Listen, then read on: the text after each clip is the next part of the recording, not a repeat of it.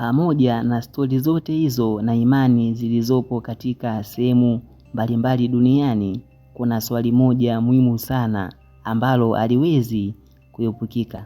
Je, kuna ushahidi wa kisayansi unaothibitisha kuwa nguva wapo? Kulingana na sayansi ya bahari, hakuna ushahidi wa moja kwa moja unaoonyesha kuwepo kwa kiumbe ambacho nusu binadamu na nusu samaki. Hakuna mifupa iliyopatikana, hakuna picha ya uhakika, wala hakuna kiumbe hai ambacho kimerekodiwa rasmi na wataalamu.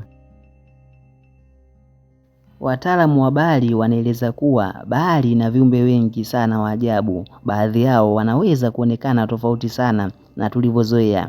Wakati mwingine viumbe hawa wanaweza kuchanganya macho ya binadamu. Mfano mzuri ni wanyama kama manatee na dugong.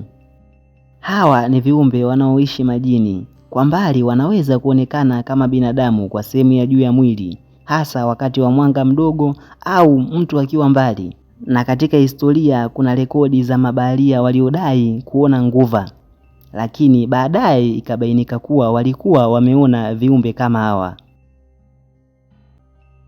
Na pia akili ya binadamu ina tabia ya kujaza mapengo.